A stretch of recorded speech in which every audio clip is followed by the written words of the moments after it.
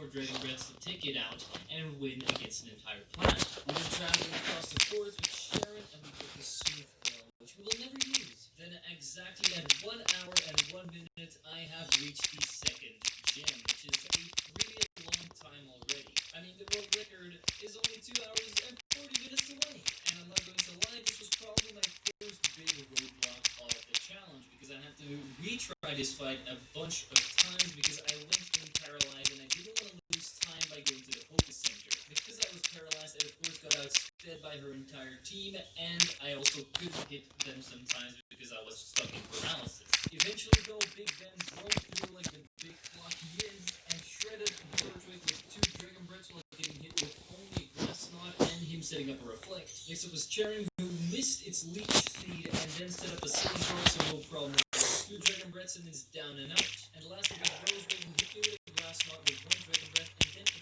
critical hit Dragon Breath to take it out was all I needed. Outside for the next commander fight, the plan basically went the same as the last one, except the Barugly was swapped out for a stun tank, but still it took 3 Dragon Breaths to take it down, and the Zubat took 2. I then go straight to the bike shop to pick up the bike so we don't lose more time, and I go to Mount Coronet to talk to Cyrus. So Cyrus? What?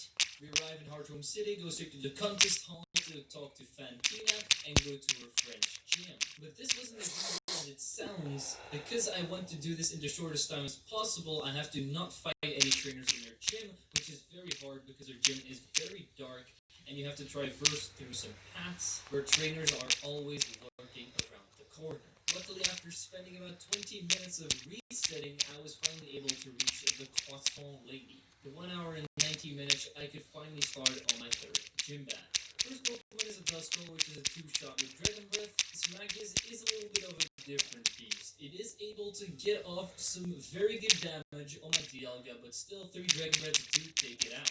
Last is Haunter, and it hits me with a Shadow Claw, which is a physical attack, and my defense is just too high, and Haunter's physical attack is absolutely non-existent, so 2 Dragon Breaths, and it's out of here with our 3rd gym badge. In our pocket, we can head on to the next rival battle. He starts off with a Staravia and setting up a double team turn 1, but my Dialga now knows Ancient Power, and we managed to get the boost, so an Ancient Power Middle Claw takes on the Staravia, but even with the boost, we cannot one-shot the Inferno. We do paralyze it, but it hits us with 1 Mach Punch before it goes down. Weasel also gets one-shot by Dragon Breath, and last up is Roselia, who somehow tanks another Dragon Breath. I mean, I know I'm not that high level, but a plus 150 base special attack Dragon Breath should kill Roselia. The next segment took a little bit longer because you have to walk a very long way, and there are some trainers that you cannot avoid. I also got stuck in Maylene's gym because I didn't really know the way that well, so we can finally start the battle at a time of 1 hour and 42 minutes. I was afraid of 2 things in this round, Bertha and Maylene. And I was actually right to be afraid of Maylene because I couldn't beat her at level 28 with my Dialga. I tried and I tried and I tried, but by the time I got to her Lucario, my Dialga just didn't have enough HP to survive my attack. The only way for me to defeat the Lucario in 1 hit was to get some boost with Ancient Power and hit a super effective move. But I only had not very effective moves. So I went to the local store and got myself some TMs. One of them was Fire Blast. Since Lucario is part Steel type, I thought this is a great move to have right now. So with that, my Dialga is also 29 because I had to go back out of the gym and back in, which cost me a lot of time, but it was the only way to take down Maylene at this level.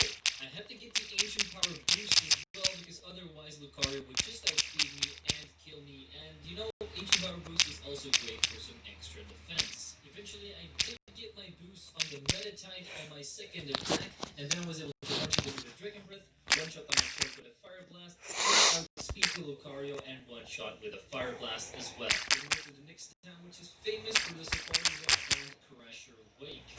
But of course, the first thing we have to do before we take on the gym is our rival fight. Watch still starts off with the radio with the now one-shot with power. Next to Inferno, and that thing was able to hit 2 Mach Punches, leaving us with only 20 because our Dragon Claws weren't doing enough damage yet. And he was also 6 levels higher.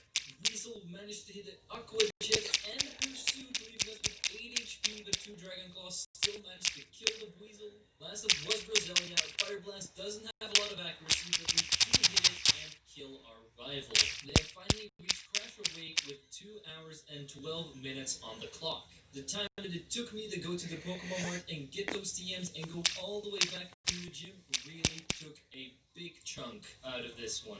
Crash Awake himself was honestly a pretty damn big problem because all of his Pokemon, except for Floatzel of course, are very bulky. And his second Pokemon, Quagsire, is a ground type, which for Dialga isn't great of course. So the thing I had to do was get another boost with Ancient Power, or maybe even two if I got really lucky, to eventually take down this mighty wrestling beast. Eventually I was able to beat the Quagsire, but then I got stuck on Floatzel with 1 HP, so it just aqua jetted me and I was down and out.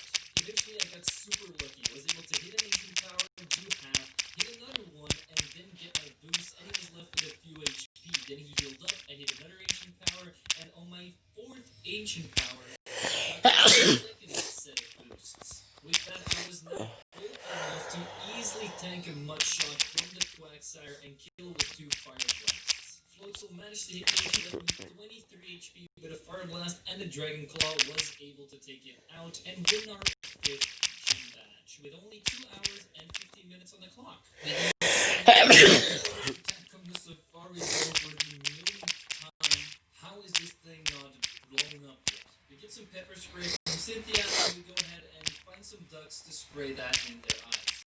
Pokemon, why do you have to be so cruel? We then travel to Oldale Town where there is another Team Galactic goon trying to blow up some ruins, but luckily we can stop him, and then we have boss Cyrus. Luckily he wasn't a big threat. We can Fire Blast his first Pokemon Sneasel, we can use Ancient Power twice on his Golbat, and finally with Micro, which pains in my heart to kill because I found a shiny within my Pokemon randomizer nuzloke and it died, but we have to kill it, so 1 Ancient Power takes out the kill. After defeating the blue-haired freak, we get the HM for Surge, so now we can swim across the water. We go straight to Callaway City to fight our next rival fight at 2 hours and 41 minutes. And since I didn't want to go to the Poké Center, my Dialga is already a bit damaged and hasn't gotten all of his PP, but we can Ancient Power Metal Claw his first Pokemon Staraptor to take it out. And since we got the boost, this fight will be a easy cakewalk. Next up is Infernape, but because we got the boost, we now have speed. We do get hit with a Brick Break, which does a lot of damage, but 2 Dragon Claws do take it out with the fighting 8. Heracross, of course, goes down to a single Fire Blast. Floatzel is able to hit an Aqua Jet and Swift, doing barely anything, so 2 Dragon Claws take him out as well. And last up is Roserade. Luckily, the Flower Girl can't take a lighter to the face, so a Fire Blast takes it out and burns down the whole grid. Next up is Byron and his Steel types. We get to him at a time of 2 hours and 55 minutes. Luckily, his Steel types are weak to my Fire Blast, so his first Pokemon Magneton and second one Steelix both go down to 1 health. Bastiodon is a little bit more bulky, so go for the Fire Blast. It doesn't even do half, so I know that I have to hit an Ancient Power and get the boost in order to be able